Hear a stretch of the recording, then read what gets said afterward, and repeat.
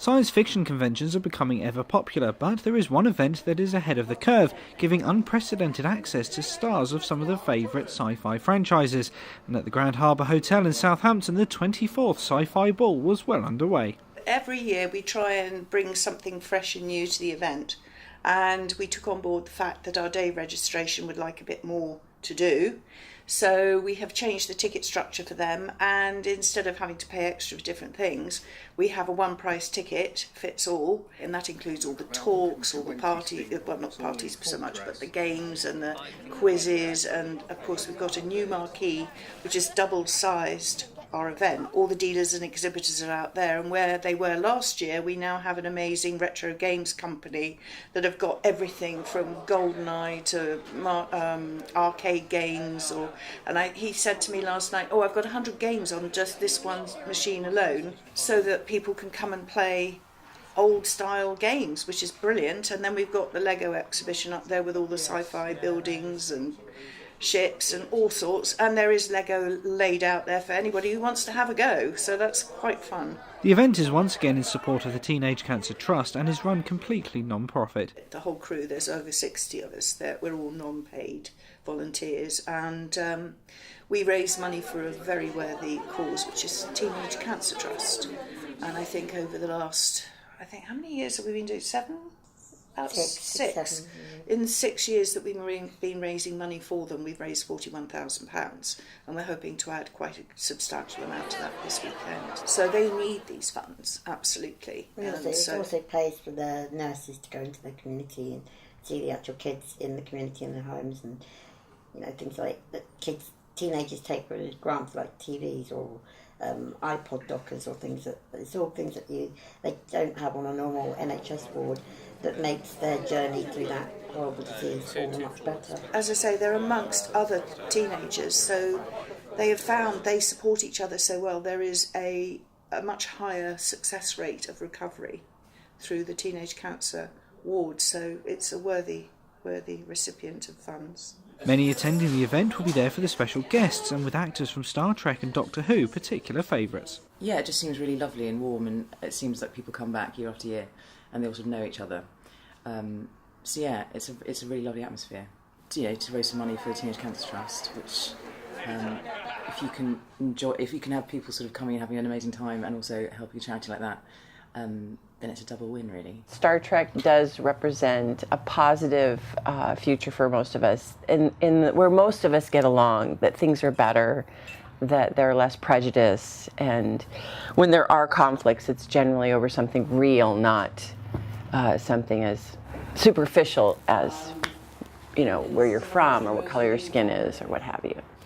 At first I looked at it as like, in life we have chunks of our life, or at least for me, that were very different. We moved a lot when I was a kid, so I tried to think of that as sort of a lifetime. This is who I was when we lived in this school district, and then we moved, and then that happened, and then I was into sports, and then I became a model, and I lived in New York, and so I tried to segment my life to try to make it feel like I could connect to having different lives. But then ultimately it just felt like if I was 350 years old, what would that feel like? So if I were 90 years old, what would that feel like? You know what I mean? Try to just constantly try to bring it back to what could I understand? 90 I can understand. I want to be, when I'm 90, a wise, compassionate, very open, understanding person. Well, I think that you'd probably have to be that way to move through the world in a positive and constructive, contributing back to society. If you get angry and you don't know why you're here, and plenty of people go there, but then I wouldn't be Dax. So anyway, that's how I started to approach it. And then they just added elements, like when Ira Bear said, "You're going to be more roguish this year," and this was the 4th season, and I started battling with the Klingons because Michael came on, and then Michael and I flirted with each other in a scene intentionally. Well, if we've got to add that we're flirting with each other, maybe they'll write more stuff for us, and they did. Basically, what you have to do anyway as an actor is play what's happening, and what do you want? What will you die if you can't get when you're in the scene? What is it that drives you through it that what is your live or die thing in it? What's your passion? And so that's very specific. And I can't, if I'm fighting a Klingon, I can't be thinking about that, I'm really this feminine, sweet thing that is trying to seduce someone. I'm focused on killing that other character, whatever it is, or person. So you're just focused on one thing at a time, and then over time in storytelling, it looks like you're a very kind of complex to complicated person. The reason we're here this weekend at the Sci Fi Ball is to celebrate Star Trek Continues, which was my childhood love, and so I created this series as a tribute to the original series. And what it does is it picks up right where the original series was canceled in the late 60s, and then it fills that gap between the original series cancellation and the motion picture, and explains, kind of finishes the 5-year mission, explains what happens to all the characters, and very, very proud of what we've accomplished. 11 full-length episodes, 8 million views, over a dozen awards won, and wonderful people like Chris Doohan here. Oh, shucks. My dad was the original Scotty, James Doohan, and which was great because I got to visit the set many times when I was younger. And actually, I was an extra in the Star Trek The Motion Picture in 1979. And I really wasn't much into Trek for quite a while. It was just my dad's job. And later as a teenager, I started watching the series and getting into it, and I really enjoyed it. And then I was lucky enough to be in J.J. Abrams' movie in 2009, Star Trek, and also Into Darkness, which was just a great experience. But the best thing of all was when Vic asked me to be Scotty in Star Trek Continues, and it's changed my life. It's great. It's the best series, and I think if I had said no, I would just be so jealous right now. Whoever took my spot, I would have been But I was reluctant, and he says there's nobody else. It has to be you. Yeah, Chris does his dad proud. I had to work with the Scottish accent a little bit, and but as far as trying to be Scotty, I didn't really put an effort into it. I just sort of I sort of lived with it my whole life, and so I just sort of put it out there, and I guess it was a pretty good, accent wasn't perfect, but neither was my dad's, so that's okay. When I was a little boy, Captain Kirk was a role model to me. He was a father figure.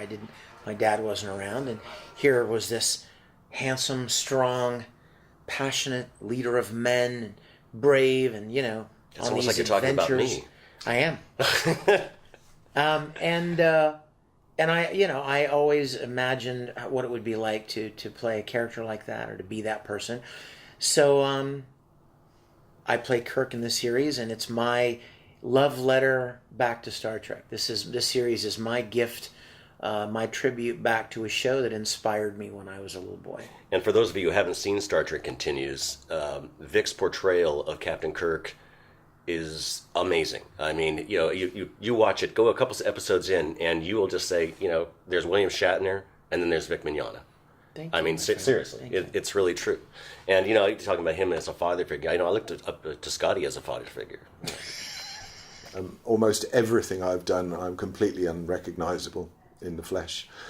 So to be more specific, Fifth Element, I was the Nondashiwan commander, the Keeper of the Stones.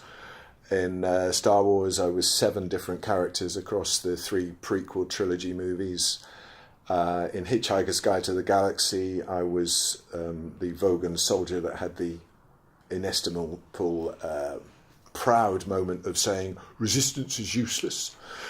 And yeah, pretty much everything that I'm known for, I'm not recognisable for. It forces you to bring a different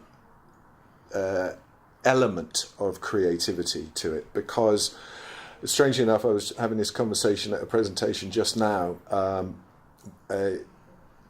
because the mission is to try and create a character that is believable. Part of that for me is to imbue that character with a physicality that hopefully stops it looking like a man in a rubber head. Like in Phantom Menace, I was playing 7 different types of creatures. So by definition, I felt it was absolutely imperative that I made them move differently, react differently. Yeah, there's a lot of multitasking going on, particularly in the creature department, because it's such a complex process to get from the drawing board to the finished product. A lot of those costumes are heavy and physically demanding, so they have to fit the actor comfortably and in a weight-bearing, load-bearing way. So, a lot of them are made from body casts so that they can be strapped to you so that you don't move or wobble about when you're walking. So it's a long and expensive process. And also, if you've got a team of people that works together to create these imaginary characters, it kind of is expedient to keep that team together. And if the actor is happy to take on different types of role, just let that machine keep going. What can we look forward to seeing you in next? A tuxedo tonight. It's not all about the famous actors, though, as the event also celebrates those who bring the fantasy worlds to life behind the scenes. Well, I was involved with Doctor Who for 8 years as a storyboard and concept artist. A lot of great fun, a lot of magical moments, and a lot of creativity and artwork. Great place to work, great place to be, very exciting. And today I'm just happy to be here and share some of that really with the crowd. It's a very satisfying thing to see some of your ideas, and it's always a team effort. It's a big production team, big art department, from production designer right down through to the art directors. It's an organic process from start to finish, and things continue to change even after planning, storyboarding.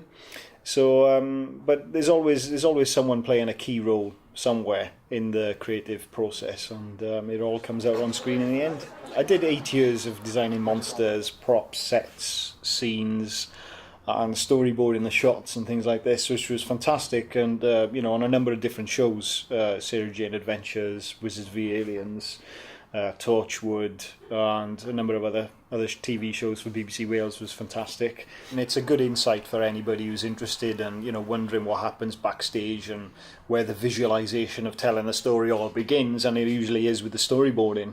So that is a very proud thing for me to have done, and I'll always remember those good times with all those different directors, with all their very different personalities, and they all brought something different to the process. I'd say there's nothing stopping you. Just go and do it, and knock on people's doors, send your sketches in to different places, and there's nothing stopping you. If you really want to do whatever it is you want to do in terms of art, concept, storyboarding, come up with your own ideas, your own TV shows, whatever it is, you can just do whatever you want. There's nothing stopping you but yourself and your own imagination. That's it. Just go for it, get involved. And it would seem that the convention is just as much fun for the guests as it is for the public.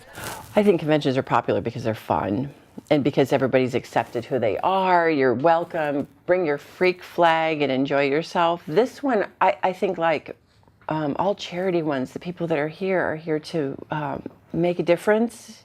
So you're having fun, you're making a difference, you're giving back. And that is, I think, in the whole vein of Star Trek. So you're living the dream of having that utopian life where everybody helps everybody else. Everybody wakes up. Oh, that guy's never going to get it. Oh, in the Star Trek world, he will. Like that. I really enjoy doing things like this because I think back to when I was a kid, and I would have loved conventions. If they probably did exist, and my parents just wouldn't take me to them. But I would have loved meeting actors from shows and films that I loved. So I can see how much it means to people when they get to meet you, and that's just a nice thing. And I love it when they dress up as my character. Oh yeah, the Sci Fi Ball is one of the best conventions I've been to. Truthfully, it's very intimate. I mean, there's still a lot of people here, but you get to mingle and meet with all these people and talk with them. And we have great over the 3 days we've had so many opportunities to I've talked to everybody 2 or 3 times sometimes, and it's so great. And you're right, at the other conventions it's next. There's just there's so many people, So I would tell the people that, next year, go to Sci Fi Ball. It's been truly thrilling to meet people that love what we've done. We created this show purely out of love and passion for the original series, but we made it as good as we could make it, and it's so humbling and so gratifying that so many people, even over here in the UK, are enjoying it as much as they are. And I've had the great good fortune to go to the biggest events, San Diego Comic-Con, etc., to smallest. I once went to a 4-day fan run event in a forest in Germany, in a tiny. There was only about 100 people, but it was fantastic fun.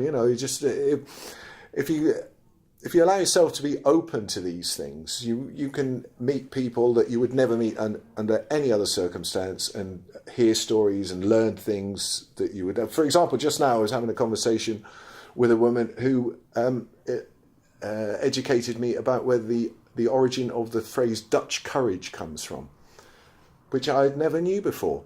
And if you're interested, I could tell you. Apparently it's to do with when in the late 17th century, Dutch soldiers were given a drink called Genever, Genevr, to kind of encourage them to not go over the top. But when they were going to engage in battle, they just give them large shots of this stuff. Hence the expression Dutch courage. And had I not been here, I probably would never have learned that. After a day of posing for pictures and signing autographs, it was time to kick back and party, and one guest even brought along his band. It's sort of a mixture of all the good things in life, talking about yourself and partying and music. We haven't been together that long. We just started out. In fact, the way the band started is really funny. To me, it might not be so funny to the viewers, but I was